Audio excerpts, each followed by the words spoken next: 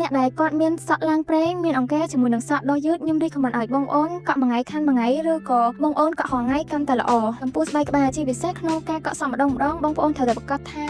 លាងសម្អាតស្បែកក្បាលឲ្យបានជ្រះស្អាតល្អបងប្អូនត្រៀមទៅឲ្យតែបងអូនតែបានកក់សក់រាល់ថ្ងៃគឺសក់ដុះមកវិញក្រាស់ណានក្បាលហ្មងមិនថាបងប្អូនមានបញ្ហាជ្រុះសឹងតែទំពេកក៏ដុះក្រាស់មកវិញដែរហើយសាប៊ូ Sandaria ផ្សំឡើងពី Keratin Biotin សុទ្ធសឹងតែជារូបមន្តកម្ពុជាពីប្រទេសអ៊ីតាលីដែលជំនួយស្បែកក្បាលធ្វើឲ្យស្បែកក្បាលរបស់យើងមានសុខភាពល្អ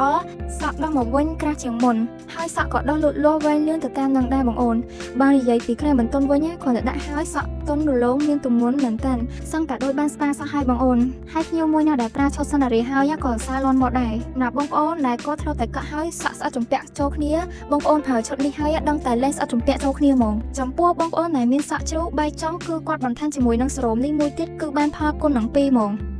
នេះគឺជារីសាដែលខ្ញុំបានប្រើប្រាស់ជាមួយនឹងឈុត Sandaria រួចមកបើបងប្អូនមានចំណាប់អារម្មណ៍បងអាចឆាតចូលផេកខាងលើបាន